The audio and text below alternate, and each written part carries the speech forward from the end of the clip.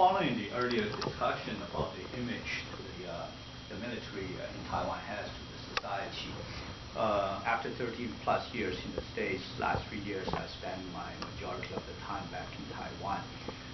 One of the major concerns I observed, and by the direct interaction, as well as if we may just classify as an internet interaction, it seems to me that the majority of the young people before their military service basically have no interest in the military service and let other people die.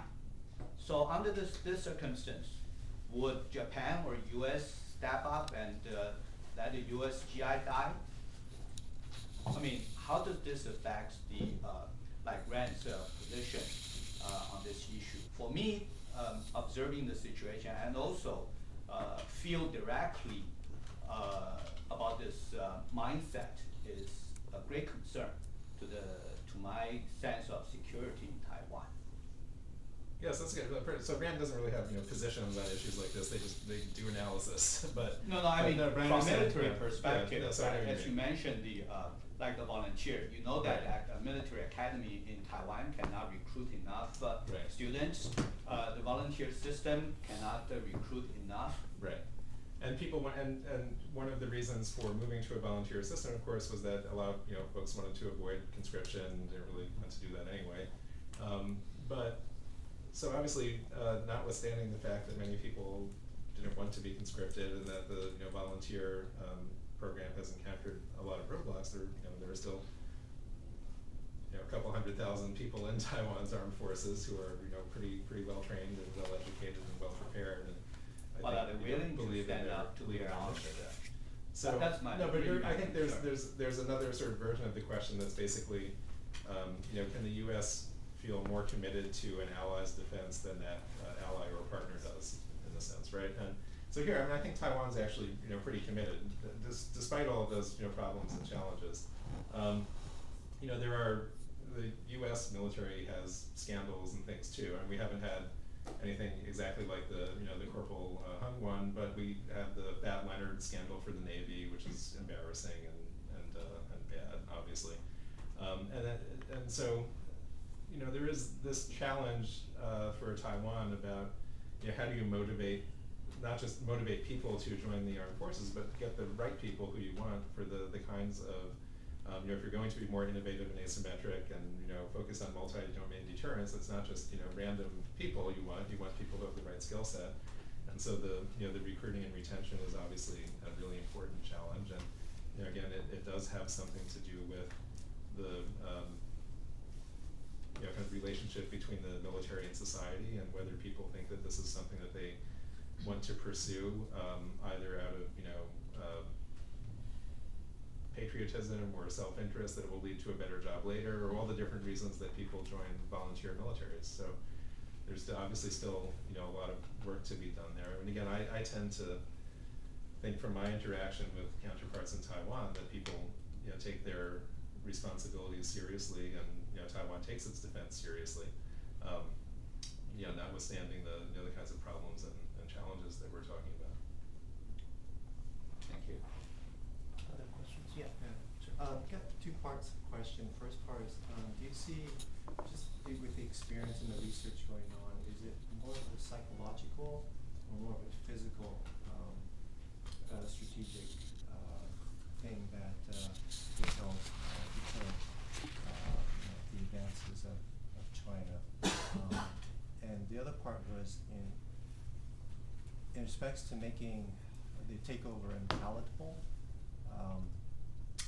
Are there things that you think that you see things are going well that you can identify, and where there are deficiencies where you think that if you push it out, maybe that the strategic whole would make the unpalatability much greater for China to advance whatever they, Sure. So on the first question, there's how do we deter Chinese use of force against Taiwan? But then there's also, I think, this question of how to respond to other forms of Chinese pressure against Taiwan that go on a day-to-day basis that are challenges for Taiwan and for the U.S. as a important security partner for Taiwan. And I think that kind of second category of how do you counter sort of trying to constrain Taiwan diplomatically and put pressure on Taiwan economically deserves a lot more attention and research. I mean, obviously the U.S. pays attention to trying to help Taiwan with things like the World Health Assembly and but there, I think given how China has this very sort of cohesive approach to addressing this, I think we should be thinking in similar terms about how do you kind of counter some of it more, less on a sort of issue by issue and maybe more comprehensively, if that makes sense. But then the kind of second part of the question, well, I think Taiwan has made definitely progress in terms of thinking about how to respond to a much more operationally capable Chinese military on the other side of the strait, and I think the kinds of things like hardening, mobility, sort of camouflage and concealment and denial and deception kinds of things, and again some of the things that a number of U.S. defense analysts and defense analysts in Taiwan have written about mobile anti-ship cruise missiles, mobile air defense systems that you can move a lot more quickly. Smaller surface ships with a lot of armed with a lot of anti-ship cruise missiles and other all kinds of different capabilities that, again, if you kind of think of your objective as not being trying to, the PLA Navy bought this many destroyers, so I need to match that, but rather okay, the PLA Navy presents a different type of surface threat than it used to. How can I counter that? And the response I think that you want is to have things that are more cost effective, harder for them to find, harder for them to target and strike, and so that the kind of the effect that I think we're kind of looking for here is that if you imagine a PLA planner and sitting in their theater command headquarters or wherever they actually plan these things, thinking about the kinds of operations they would have to conduct, you want them to look at that and say, well, I can't. All of these things pose threats to my to my air force, to my surface ships, to an invasion force crossing the strait, if that's the scenario you're looking at. And I can't find them, I can't kill them, they're going to make it a lot harder. Maybe we'll win eventually, but there will be a lot of uncertainty, it'll be very costly, and the Chinese military writings talk about having the three superiorities of information superiority, air, and sea superiority. And you want to tell them, basically Taiwan can contest that. Maybe they won't be able to, conduct operations the way that they want to. And so there are a lot of, again, not, anti-ship cruise missiles on a truck are not really all that exciting to look at, I guess. But there are a lot of things, of that nature that I think can greatly complicate the, planning considerations and the operations, if it came to that, for the Chinese military. And again, I think it's like Ambassador Eikenberry said, there are several different ways to approach the deterrence problem, but I think for each of them, at the end of the day, what you really want is either party leaders or saying, no, I really don't want to do this, or military leaders saying to them, we'll do our best, but we can't promise it's going to turn out the way you want it to. And so it's that, hopefully some doubt, some uncertainty that complicates their thinking about the issue and means that they won't move in that direction in the first place, is really where you, I think, want to be ideally. Okay, other questions? Yes. Maybe another one about the recently Iran has another simulation kind of thing, and talking about China using force attack Taiwan and how U.S. respond and in the end kind of settle.